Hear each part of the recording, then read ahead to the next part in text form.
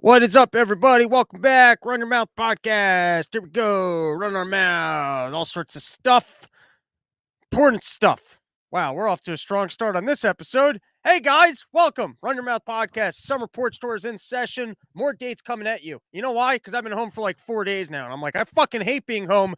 I'd rather circle the country, even if it's 10 fans in a living room, because otherwise, what the fuck am I really doing with my life? What am I going to just stay home and spend my whole life eating cookies, jerking off? That's not for me. I'm going to get out there. I'm going to tour the country, and I'm going to be in living rooms. I'm going to be on porches. I'm going to film more content out on farms. So buy some fucking tickets. Don't wait. Don't hit me up and go, hey, maybe I should come to this thing. Like, don't hit me up asking me to fucking pitch you on showing up to my shows. Just click the link in the episode description. Buy a fucking ticket. Come hang out. All right, let's get into some actual important stuff going on because it's like Hanukkah, dude. We've got 6 days of January 6th hearings coming at you because if we're gonna have an election cycle coming up, we got to remind everybody about how bad that Trump guy was. Hey, remember, you don't want to be thinking about the inflations. You don't want to think about how things are costing you more, how Biden caused a war in Ukraine, how the world's going to starve of food. You got to remember how bad that Trump guy was. So let's bring that one back up. And here was a fun little video because we're gonna go deep into this January 6th stuff. I've delved in. I've got all sorts of footage for us to watch. But before we do that, I came across this one. So let's give this one a watch first. It has not even been 24 hours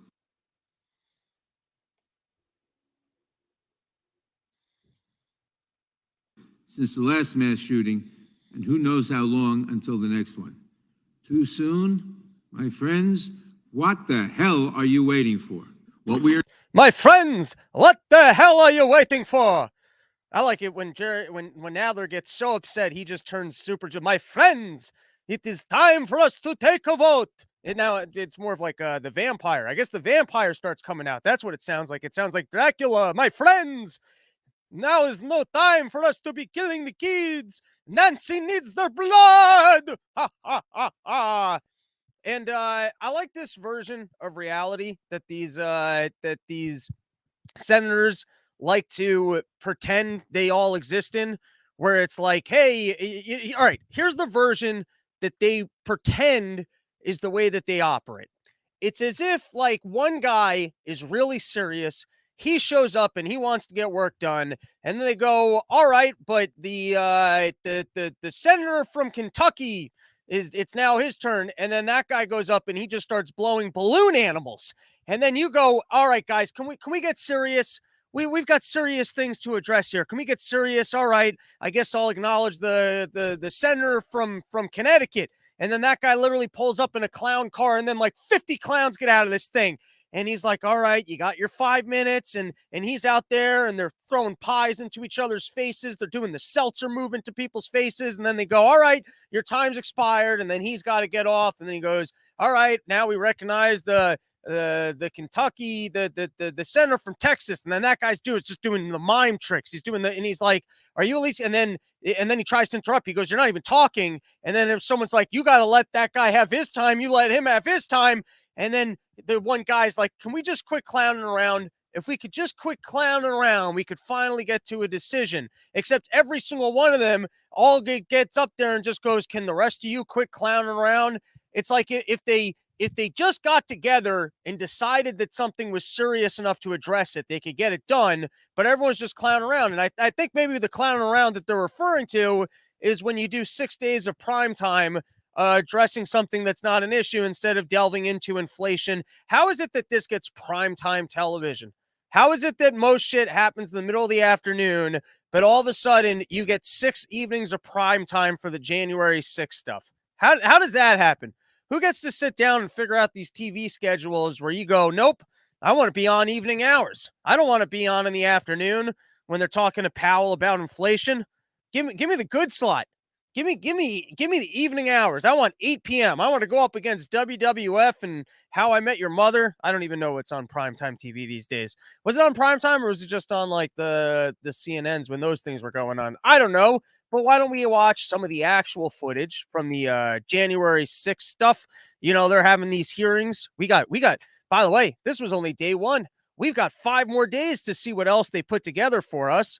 So let's watch a little bit of footage from day one, because there's a specific thing that I would like to highlight. Actually, yeah, let's watch a little footage and then I'll give some more insight. I hope so. I hope so. Because if Mike Pence does the right thing, we win the election. All Vice President Pence has to do is send it back to the states to recertify. And we become president, and you are the happiest people. Mike Pence. Don't you guys like being happy? I can do it. I can make you feel so good. If you'll just stand with me, the goodness you'll feel, okay? We could all be feeling so good. If you could just do this one thing for me, it's gonna get, you're gonna feel all right, okay? Don't you like feeling good? Is going to have to come through for us. And if he doesn't, that will be a sad day for our country. Because you'll never take back our country with weakness. You have to show strength and you have to be strong. So first is I forgot about this moment completely. But I never even remembered watching this clip.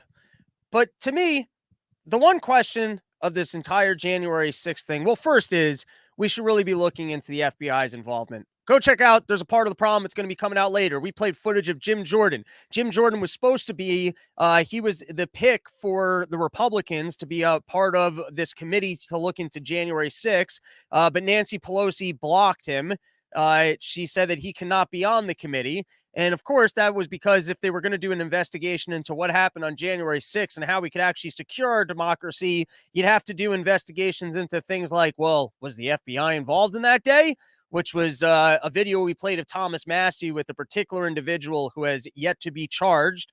And of course, you get the Merrick Garland, who you ever want a proof of the fact that our democracy is a big old sham? It's that Merrick Garland was almost on the Supreme Court. Is there anything scarier than watching the way Merrick Garland runs the Justice Department and then realizing that that was their pick to be on the Supreme Court? Fucking partisan guy wants to lock up not teachers. He wants to lock up parents. He wants domestic terrorism titles. And he just sits there and he goes, well, it's an ongoing investigation, so we can't comment, but sure, I'll come in here so you guys can have all the oversight you were ever looking for. You're not going to answer any questions, but I'll sit here to make sure things are true. Can't answer that one. We're here for transparency, but nope, not going to answer that question. Oh, I can't comment on that one, but yep, we're here for transparency. So anyways, that episode, it might already be out, but we played the video of Thomas Massey. We played the video with Jim Jordan, all the questions he would have asked if he was up there. So we want to look into this. We want to make sure that these incidents never happen again. All you got to do is call up Nancy Pelosi. You want someone to ask tough questions to, that's the lady you should be asking. We're going to play some videos in a couple minutes showcasing just how much time was in between the beginning of when they started storming the Capitol to when they actually got into the building. And it would seem to me all it would probably take is one phone call from Nancy being like, you know what? Maybe staging this coup thing, maybe it's not the best idea. Or maybe we should let the other senators know so that it doesn't get out of hand. And one of these Marines that we hired for the day, I'm in deep conspiracy space right now. I hope you can differentiate in your own head what's clearly factual that I'm reporting to you, and then what's a little bit more on the lunacy side. But I leave that to you guys to differentiate. That's not my job. My job is just to run my mouth. It's your job to figure out what the fuck is fact and fiction. Or it's not your job. Yeah, or you can just walk around confused all day. You can do that too. That's a fun way to approach it. Anyways, you want to prevent another January 6th from happening, you got to look into the FBI. You got to look into Nancy Pelosi. You got to look into why you got women's on the front lines who probably couldn't even stop a cheerleader from eating more cake. I don't know. That's not a great example. There's a lot of things that you could look into if you wanted to prevent these kind of behaviors in the future. But instead, they want to go off and they want to pretend like Donald Trump was involved in some coup. And now I think there's a couple elements here that you got to separate. One, this whole domestic terrorism, or the fact that there's people out there trying to forcefully take over our country. You got to throw that one out. It's a load of nonsense. And that's the most dangerous rhetoric out there, is that there's that that we need the FBI to have more power, and we need to police more online activity, and we need more censorship because there's a violent tide of white racists out there who will engage in violence. They nearly overtook our country. You got to throw that one out. There is one aspect that I think we need to look into. I believe that it is a fair and reasonable question, which is, did Donald Trump sit down with the lawyer and go, hey, if I lose this thing, what can we do so that I can just remain in power? And then did he then go from there and try and figure out a way to create a false narrative of election fraud so that he could then pull some Weasley stunt of trying to pressure Pence not into certifying the elections? And then I don't really know where he would be going from there. To me, that's the one thing. If you could prove that, then maybe you'd have an argument that Donald Trump shouldn't be allowed to run again. Now, if Donald Trump was even working with the slightest bit of evidence to suggest, hey, maybe there are irregularities in this election, and so he actually had cause to maybe say, hey, we shouldn't be certifying this thing, or we should be looking into it. And that means even reasonable that, like, or even bad information that people were feeding to him. So if he had people on his team who were straight up telling him, hey, they're about to steal this election from you, they're not playing fair, and so you're in by ago of we're going to have to hand it back over to the states to recertify. So that doesn't sound to me like he was trying to steal democracy or change the, like, you know what I mean? That sounds, I mean, I don't know what his plan was there in terms of handing it back over to the states. I don't know what he,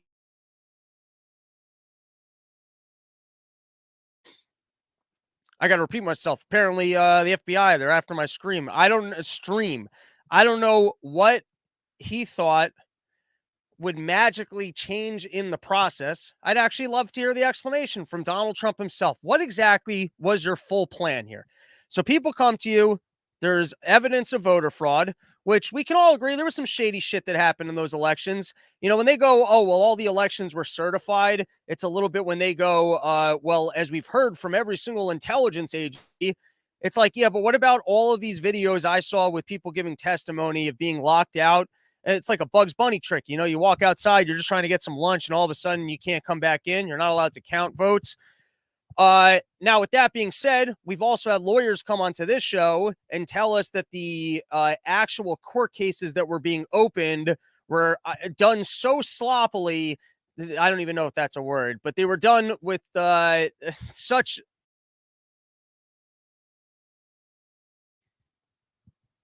that it would seem that they didn't even really want to be in court or have those court cases, that they were just creating those court cases so that they could have their own news to report on.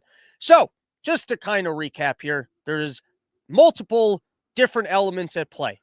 The deep state, they did Donald Trump dirty. There's no question about that. They created this Russia collusion hoax bullshit thing. CNN reported it on a couple years. They should get in trouble for that. Donald Trump did not have a fair run in his presidency. And yes, the deep state absolutely did him dirty. Now, was there election fraud? We should look into that as well. It shouldn't be open-ended. You know what I mean? We got enough resources in this country. That should be an absolute yes or no. I got to go watch that Mules documentary. And then there was even this story that came out in Jersey the other day where they found, I think it was a record of about 7,000 duplicates. So there's some shady shit out there with the voter fraud. We should look into that. The whole January 6th, you got to drop that, like the domestic terrorism, all that's dangerous. That's got to be dropped. Nancy Pelosi and the FBI, they should be investigated. And guess what? There's one other individual who should be investigated, and that is Donald Trump, to discover whether or not, and I think you would find out that he was working with either bad information or at least reasonable information that there was voter fraud, and that maybe he should look into what he can do to make sure that it was an honest and fair election. If he was doing that, man, that's all right. The man's in good standing. But if he did actually sit down with, I guess, a plan of, hey, let's fabricate some news stories.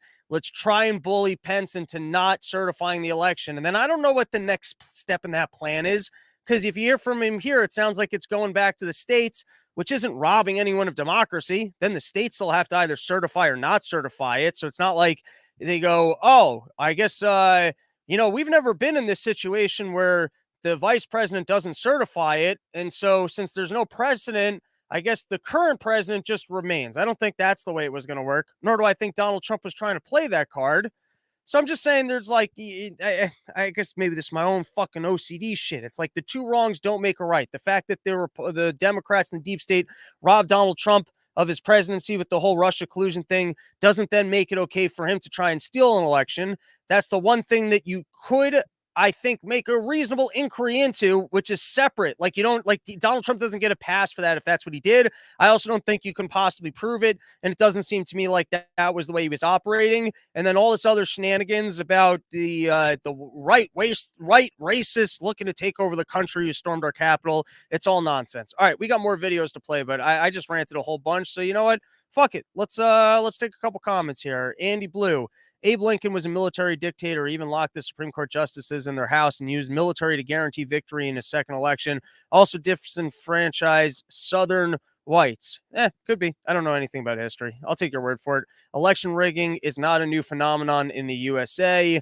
Andy Blue, shut up, go back to sleep, stop being a schizo. This is all a distraction. Any further noticing of the wrong kinds of patterns and will label you a subversive. At first, I wasn't sure if you were upset at me there specifically, or if you were commenting about somebody else. All right, let's take a look at a few of these videos.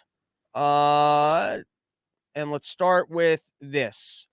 I hope so. So just to point out, I didn't take this from some conspiracy channel. This is straight from ABC News Australia. The title of the video was New Footage Revealed at January 6th U.S. Capitol Riot Hearing, ABC News. And so here is something that I would like to point out to anybody who is so concerned with how is it possible that these people were able to take over our Capitol building and nearly overthrow our government. We are so at risk of people. If anything, this would be proof of the fact you took a building and then you realized, shit, that doesn't mean that we're now in charge of the government. It's not like a video game.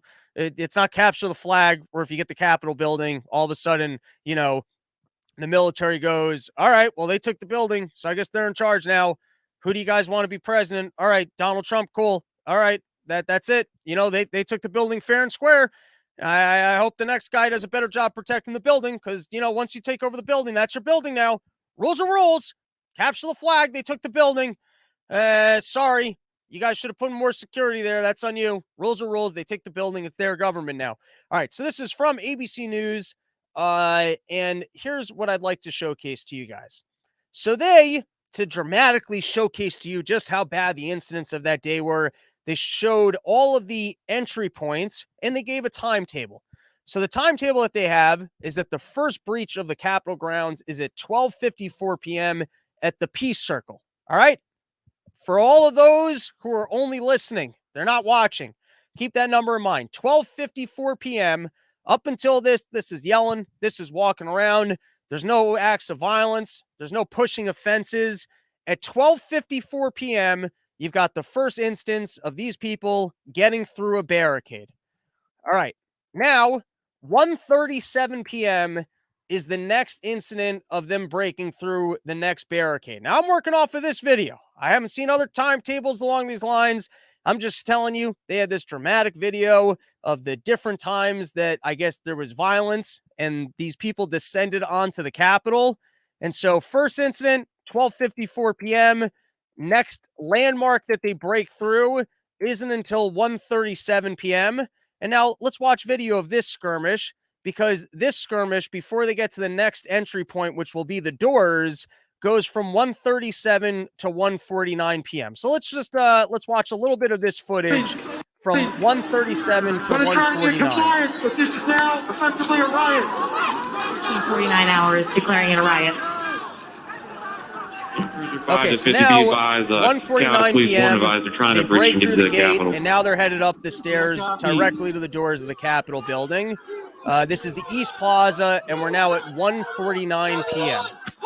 Can you hear in your head what I'm building towards yet? All right, so you got the people, they're being pushed, you got the cops yelling at them, you got a bunch of batons, you got swinging. It's like watching a video game. You're watching this one cop can Now it's 2:06 p.m. They're standing around and yelling.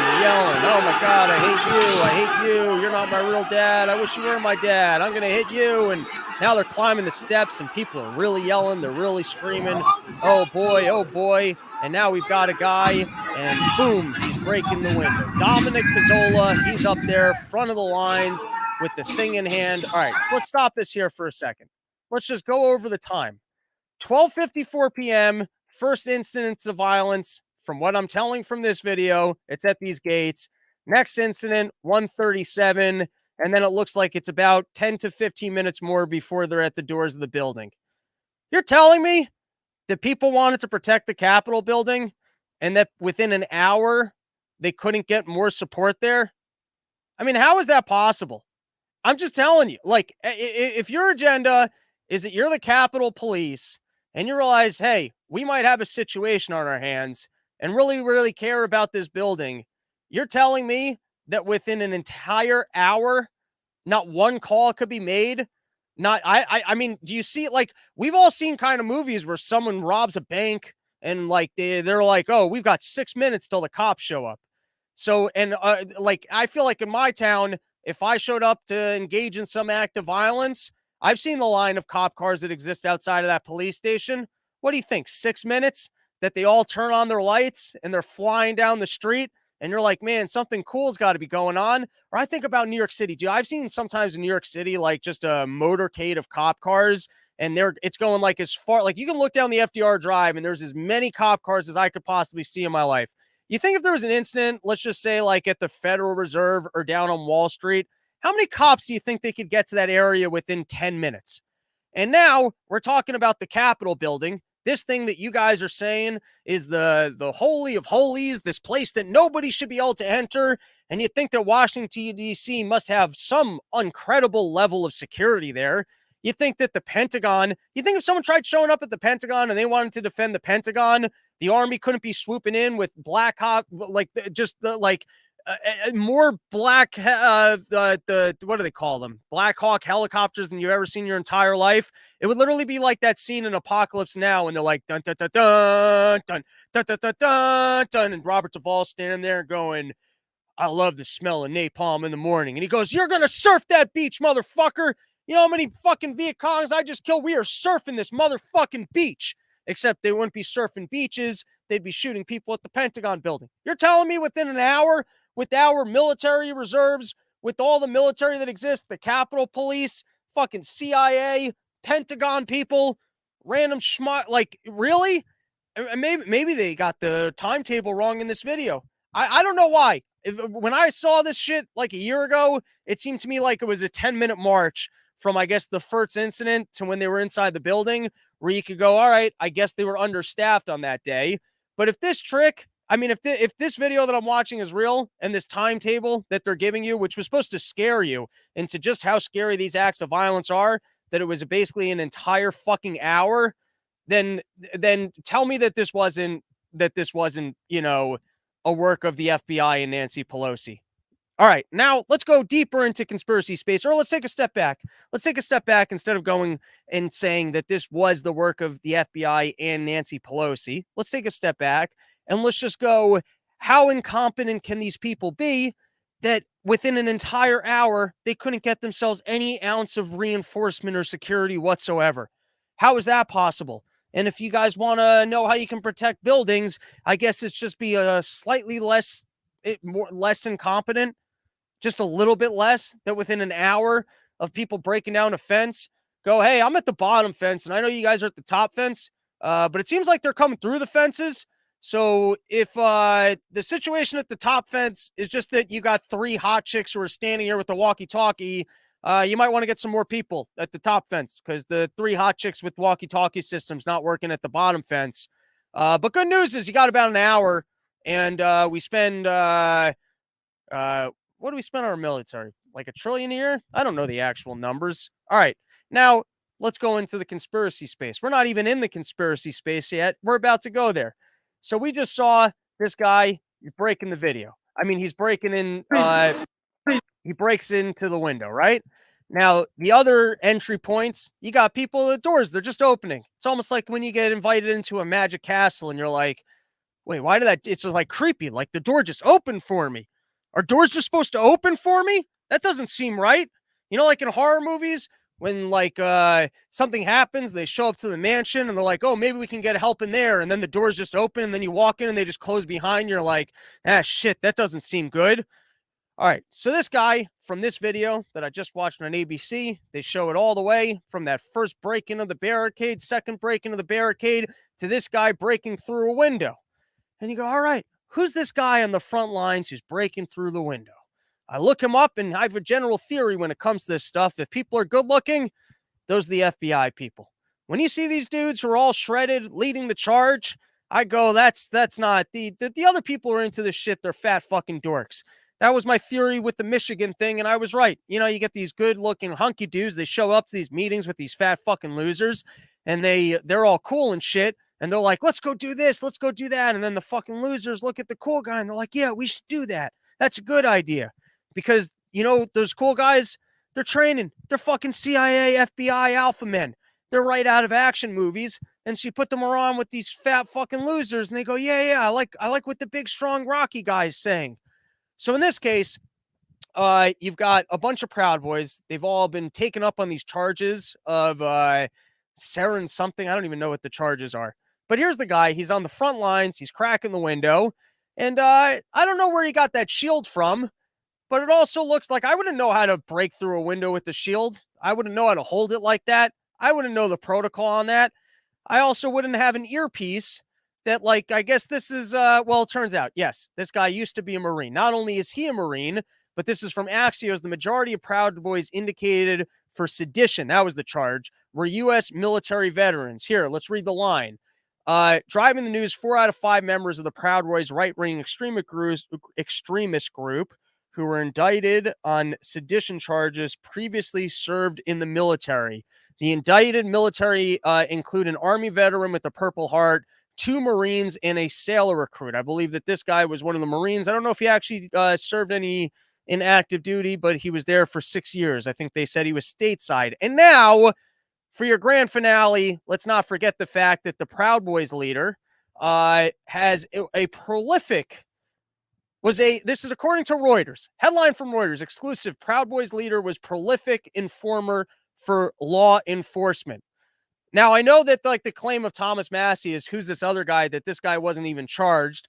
I would feel like if I was the FBI, my informants, they go to jail for a little while, or at least you'd pretend like they went to jail. Do we ever get security cameras of people in their jail cells? Is Ghislaine Maxwell actually serving out her sentence? I'm just saying, if I was the world powers that be, I'd find some other lady in a wig, I'd throw her in a jail cell, and I'll be like, yeah, that's Ghislaine Maxwell right there. I'd be like, yeah, our informants, they're in jail. What, do we ever interview like the other people who were supposedly in the same jails as these people to find out if they're actually in these jails? Or he was a risk to everyone. He was in solitary confinement. Oh no, he was on this floor for a week, then he was on that floor. Or you go to jail for a couple years, but you know, the guards kind of, they got to look out for you and got a nice fat retirement check. Listen, I'm being honest. We are balls deep in conspiracy space here. Let's start with what we can say for sure.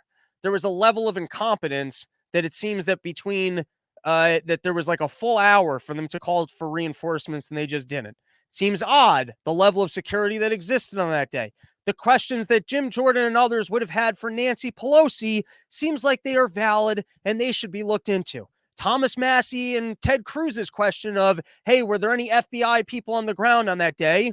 Also, once again, just reasonable questions, not even in the conspiracy space, where the people that were breaking in the doors, leading the charge, working for the FBI. And now me, I'm just going to take it one step further and take a look at some of these people. And by the way, the fact that they have military experience, that's not an absolute, because I would say that the actual biggest risk to our government, like if you watched, do you guys remember when those Bundys took over a ranch?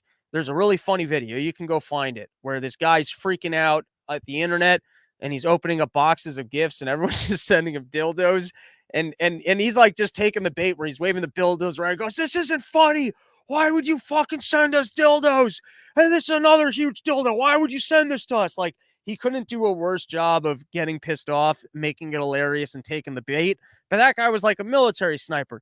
So and then here's the thing. I guess you go to the military, a lot of people leave the military. I don't know that they enjoyed their service, or or maybe they're a little bit rattled from their service and now they got those skills and then they turn into Rambo. So I'm not saying that the fact that these guys serve in the military means that they for sure still work in the military and then are still working in intelligence. I'm just saying that there's for sure something shady about the fact that the people leading the charge don't look like the other people, and that some of them even have a track record of having worked with the FBI as undercover and informants, and they don't look like they would otherwise belong in these groups unless they were still working for government. All right, let's take a couple comments. Then I got even more on this. We're not even halfway through this episode. All right, here we go. David Allen, is Epstein really dead? I think that's a fair question. David Allen, I heard a conspiracy theory that James Biden, Joey's brother, owns a tiny island next to Epstein Island. Wouldn't that be weird? Almond Bundy for Idaho governor. Is he actually running? That's interesting. Full grown man, I think Epstein is dead. They avoided a trial with him and put a lid on the entire situation with Ghislaine. Don't forget about that other guy in France that just died. The other guy that was a part of that operation, sitting around wearing his Israeli military t-shirts. He was like some sort of like designer or something, but that guy's dead too. And remember that safe that the FBI took out of Epstein's home? Well, we never heard about that one again. I think the FBI is claiming that they lost that safe or that it burned in a fire. Sure. I'm sure that's what really happened. All right, let's watch some more of this January 6th footage. So here was January 6th. Let's watch some of the actual beginning of the hearings. An attempted coup, a brazen attempt, as one writer put it shortly after January 6th, to overthrow the government. Those who invaded our capital and battled law enforcement for hours were motivated by what President Trump had told them, that the election was stolen and that he was the rightful president. President Trump summoned the mob, assembled the mob, and lit the flame of this attack. I want to pause there for 1 second. If you believe that to be true, then should we let these people out of jail? I mean, like, then aren't they soldiers for freedom that were duped by the president? I would almost prefer that to all these people sitting in jail. Maybe you could look at it that way and go, these guys actually are patriots. They were misdirected by the president at the time. You know what I mean? That's the president at the time. If the president at the time is going, hey, if you want to take this line of reasoning and go, the president at the time lied to them and said that they are stealing the country from you and me because I'm the real president and I need you to take action. Never said those words. Never said, hey, engage in violence. But if you want to say that he is responsible, well, then by default, shouldn't those other people then not be responsible? Like, if the fault's on Trump, can we let the other people out of jail? Like, why should both of those things kind of be true at the same time? But we'll leave it to Liz Cheney. All right. So then here, I just want to highlight two other moments from this opening dialogue. So they played footage of both Barr and Trump's daughter basically saying, we understood that this was going to be bullshit. But then they highlighted General. And the general, of course, that they have is the woke deep state general, Miley, the person who seems to be pushing for socialism. So that's always odd when, the deep state activities are kind of referencing their own characters and actors. So let's see what Mr. Miley has to say. We have to kill the narrative that the vice president is making all the decisions. We need to establish the narrative that that the president is still in charge and that things are steady or stable or what's that thing. I immediately interpret that as politics. Red flag for me personally, no action. All right. I mean, I don't know that was the best quote from Miley. I just thought the fact that their call to authority was also the socialist general was odd. And then here was the last oddity that we'll highlight is so you have the one cop who's guarding these gates. And then she, talks about how horrific of an experience it was being on the front lines of guarding this gate. Seems like she's the only cop at these gates. And so, we can watch a little bit of the footage of the guy slamming into the gate, her falling to the ground, and I guess just kind of sitting it out in the corner from there. But and then her testifying about it. Let's give it a watch. When I fell behind that line and I saw, I can just remember my breath catching in my throat because what I saw was just a war scene. I'll just stop it there. How is this the lady who's working security? Imagine if you had a club and you get your two big beefy guys on the outside, and then you say that this is the most important and holiest club in the entire world, and this is your security. I'm just saying, you really want to defend a spot, then fine. Let's just go with that. Nancy Pelosi or whoever else is in charge of security is the most incompetent individual on the entire planet. Or maybe we need to rethink this woke thing, that maybe there's quotas for, hey, we're running security detail here. Do we have a couple hot chicks on the squad? I need some thin, brittle hot chicks. Otherwise, we're not going to fill our quota. Yeah, put them on the front line. That's the most important gate right there. And, what are we going to say? That thin, brittle hot chicks can't handle the job of handling security at the front gate? I'm not going to be the woke general who says things like that. All right, I think that's all I had from the January 6th January stuff. 6th. Let's see. Yeah, that's all I got. All right, let's move on to some other topics. So the big thing that, they're not addressing, as they say, hey, we just got to get serious. Let's remember that apparently the Democrats don't care about protecting your kids all that much because I guess they could be using all this prime time to be drumming up support for taking away people's weapons. But instead, they want to make sure that everyone remembers just how evil Donald Trump was. So I guess that's exactly what Nadler means when he goes, everyone's clowning around. He's talking about the other Democrats who, instead of focusing their efforts on taking away our guns and making sure that kids are actually safe in schools, wants to have clown court on Donald Trump instead. If we could just get serious and put our efforts to it, we could end this. And so I encourage my other colleagues to quit clowning around. So there's an article in the Wall Street Journal. I will read it for you guys. Not the entire article, just the headline. Relax. We're not going to read that much news. And you know what? If you feel like right now you feel unsettled, you feel like, holy shit, this is even creepier than I realized. Well, then you know what I recommend for you? Oh, you know what I'm going to recommend. Yo, Kratom, home of the $6 kilo. Get yourself a kilo of train wreck pills. You take one of those a day, and you can listen to me yell all day. You can listen to this on repeat. You'll just be calm. You'll be feeling good. If you're over the age of 21, got to be over the 21 to be enjoying your Kratoms. But if you're over the age of 21, you go to yokratom.com. You can get yourself an entire kilo of Kratoms. You can listen to me yell all you want. You take the Rob Bernstein Run Your Mouth Kilo Challenge, where you start taking your train wrecks. You sit here, you're listening to me hooting and hollering, and you're just like, yeah, I'm fine. I don't care. I'm not alarmed by this at all. So yeah, that's how good and relaxed you could feel. All right. Now let's go back to this Wall Street Journal article. Here we go. I'm actually going to raise the volume a little bit here. Our man arrested near Supreme Court Justice Brett Kavanaugh's home is charged with attempted murder. So you got this guy, shows up, wants to kill Kavanaugh, and you know why he decided to turn around? I don't know if you guys know this. He was deterred by guards. Apparently he showed up, he saw guards, and so you know what he does? He calls up the police, he turns himself in, he goes, hey, I'm having some crazy thoughts here. And so he turns himself in. And I think there's a couple pieces of information that are worth noting over here.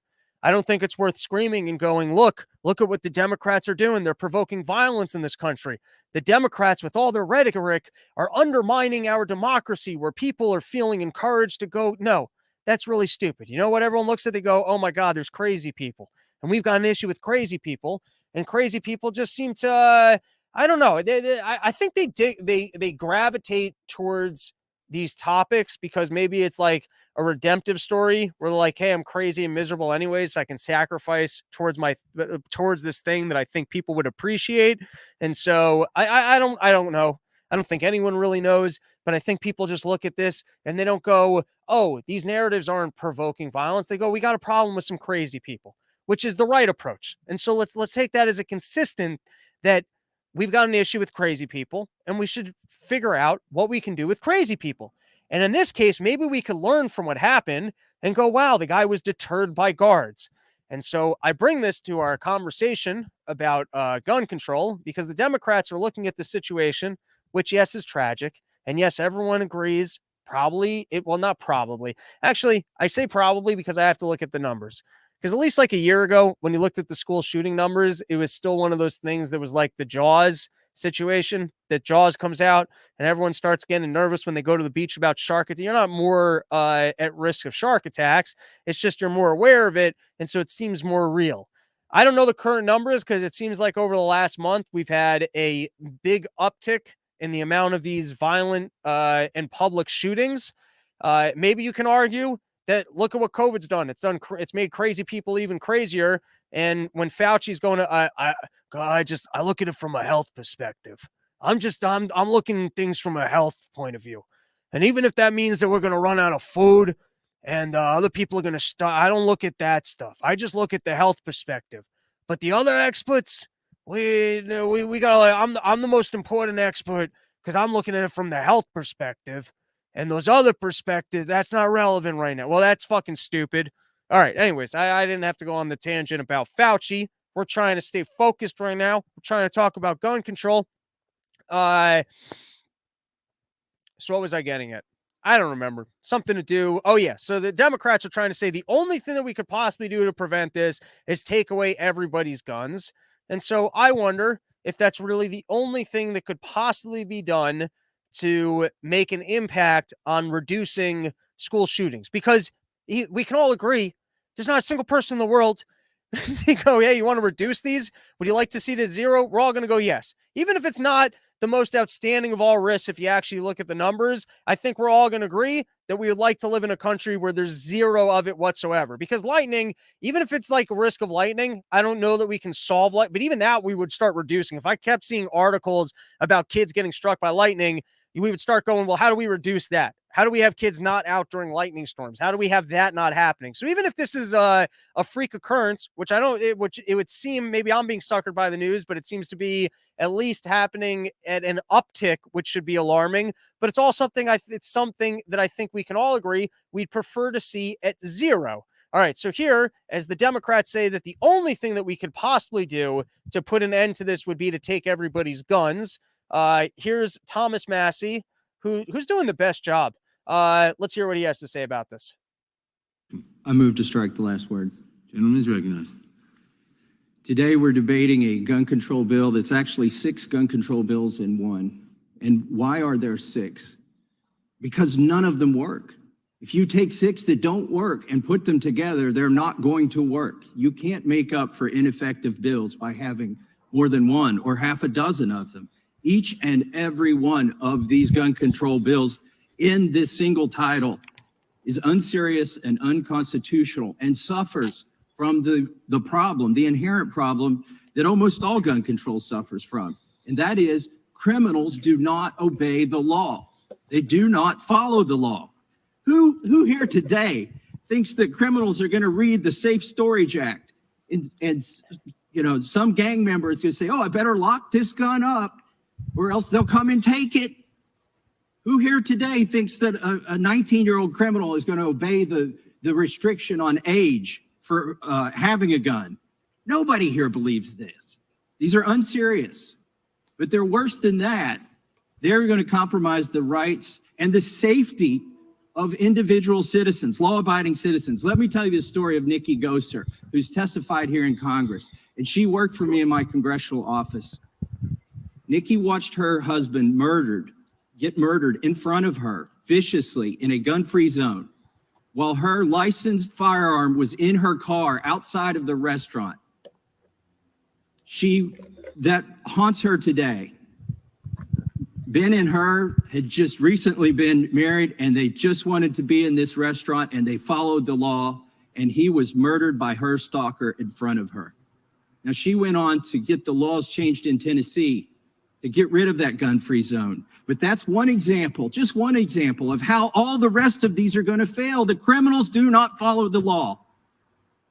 And the biggest thing we could do that nobody on the other side of the aisle is talking about today is to quit advertising our schools as soft zones, soft targets for defenseless teachers, defenseless staff, and students who aren't being defended. Congress itself in 1990 passed the Gun-Free School Zone Act. It's done more, it's cost more lives than it has saved. Now, some states have been able to override the Gun-Free School Zone Act and create their own areas. And in those states and those school districts where that's happened, where they've allowed qualified teachers and staff to carry, there hasn't been a single mass shooting in one of those schools. There hasn't been a single shooting of one person in one of those schools. The biggest thing we could do here today is to repeal the 1990 Gun-Free School Zone Act, so that the default condition in this country is not to advertise every student as a target. Now, to Mr. Cicilline's point, he was talking about the Supreme Court. You know, in 1990. All right, we could stop it there. But I guess just to state the solution, Democrats are approaching this and they're saying there's only one thing that we can possibly do, and that's take away everyone's guns. And to me, you know, to make that suggestion without looking at any of the other possibilities, it's like a weird Weasley move where we can't even explore, which is so fucking like, you don't want to look at any numbers. We don't want to look at where these instances are taking place. We don't want to look at if other things could prevent it. This one's a pretty good start by him. Let's not make them gun-free zones. These incidents are only happening where they're gun-free zones. Here's another solution. I know no one here likes government spending, but we already have, I think it's 100,000 public schools in the country. Now, every single public school, they got a gym teacher, they got teachers, they got all sorts of staff there. And the staff, what are they each making about an average of $67,000 a year? We also have 350,000 unemployed military veterans. Now, I don't know how many of these military veterans have combat experience, but let's just assume that at least 50,000 of them do. What would it cost us to have one military veteran at every single school in the country? I mean, yes, it's a price tag, but compared to all these teachers that we're hiring, these gym teachers that we're hiring, and like you want to, I'm just saying, politicians, go steal this one for me. You like jobs for veterans and you like safe kids. Seems like a pretty good match. Just because these cops, they show up with their guns, they don't really know what to do. I bet if you had one combat veteran at every single one of these that have seen real Iraq war experience, they're probably pretty calm in a situation with the single school shooter. I bet that's a lot more manageable than kicking in the doors that they had to kick in when they were doing real service. I can't say for fact. I don't know how many, I don't know the actual numbers of how many people have seen real combat experience that they would be 100% calm and trained for these types of situations. But I bet there's a fair amount, and I bet some of them would actually like and take that job. And then we had Sam Parker on a little while ago. I thought he had a good idea, which is all these cops that are just sitting around and doing paperwork. Why not move that office into or next to the school with people that are armed and have their guns? Between those two things, how much do you think we could reduce the rate of school shootings? If everyone knew that there was armed military personnel at the school, in addition to the fact that, like, you know, the cops are already there, I mean, that's got to be at least a reduction in response time. I mean, you want a tangible metric. At a minimum, if incidences were to occur, I bet there could be a drastic reduction in the fatalities if you had armed security on staff. Then what does it look like if every teacher who is self-sufficient with the gun is allowed to have it in school? I mean, I don't, that wouldn't have weirded me out if a history teacher or whoever. That was a weird thing when I went to Israel as a kid and everyone's just kind of walking around with guns. And for the first day, it's like weird as fuck because you're like, wait, you can just walk around with a gun. And then by the second day, you're like, yeah, all right, that's what people do. My cousin, I guess my cousin picked me up in a car and he owns a gun. He gets to have his gun. Not a big deal. All right. So that's just a quick snapshot. I would think from there, though, you'd also really want to look at some of the numbers so you might be able to actually understand the problem that we're having. Like, there's got to be a way to flag and intercept these people. I'm not talking about monitoring their social media. I'm just talking about, like, what is the through line? There's got to be some connecting piece. I'm not a detective, but there's got to be some similarities between these individuals who are perpetrating these crimes. And I would think a starting point might be the medications that they've come on or off, and are the people that are medicating them. Do those companies have some? I mean, if we're looking at gun manufacturers, if they're all on the same medications coming on or going off them, is there some liability there? Or maybe when we're medicating people, we need to, the psychologists have some liability to actually be doing a better job of monitoring these individuals. And by the way, I'm just shooting from the hip here. I don't know that these kids are on any medication whatsoever. I'm just saying that, to me, that would be an interesting variable to look at. Church groups might be an interesting thing to look at. Have any of these people ever been involved with like maybe we need groups outside of school? Or who is the person who could just be flagging, hey, this guy's a fucking weirdo and seems to be having some problems? Like, there's really no one in school, or like, how do you get involved? How do you intercept things earlier? What, like, there's just got to be something beyond, hey, we just have to take away the freedoms of every single person that enjoys the personal security of their own gun, which obviously doesn't even make sense, as Thomas Massey's saying, because criminals, these people are like, there's something that snapped in their head that's going, I want to just go kill people. And so if we took away all these guns, are these same people just getting into a car and mowing into traffic? Or like, what are they, what, like, just suddenly their idea, oh, here's another variable. How much of this has been influenced by the fact that the news reports on it? And what I mean by that is, like, it seems like we've almost, I know that this seems so strange, but we've somewhat made it socially acceptable in a weird way that, like, if you now fall out of society and you're a miserable person and you're searching for a new identity, well, you can be like, all right, I guess I'm going to play the school shooter character. Like, whereas when Columbine happened, it's like no one even thought to do that.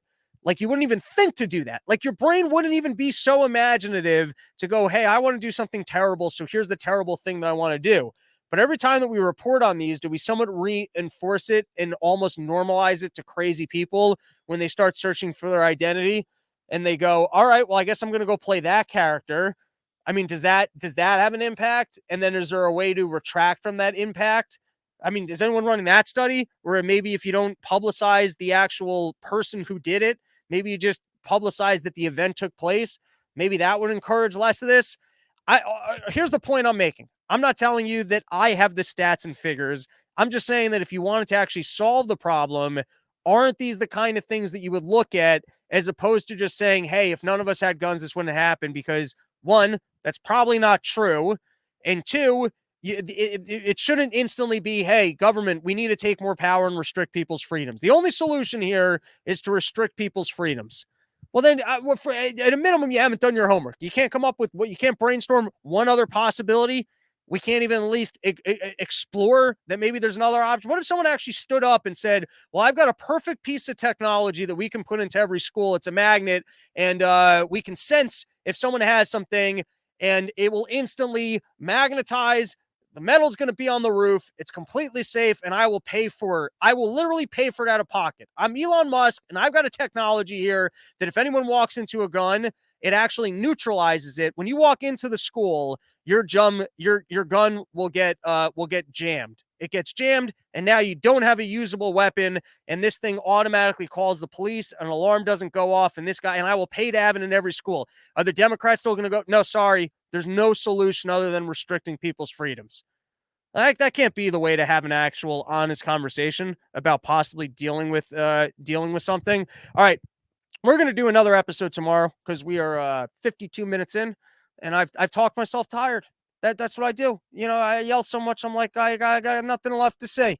Now I can just stay home and sit on my couch with tranquility that I've said everything that needs to be said for an entire day. I don't need to say another word all the way till tomorrow.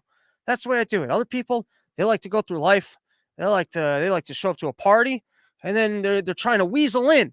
They're trying to weasel in the couple talking points that they have, right? And so they're making boring conversations with people that have no interest in what they have to say, but they try and weasel it. Oh, I was reading this in the paper, and here's the one point I was trying to make. Then you talk to the other guy. I was watching this thing. And you're trying to weasel. That's not the way I do it. What I do is every 3 days I go live. I say every thought I've ever had. I say it really aggressively.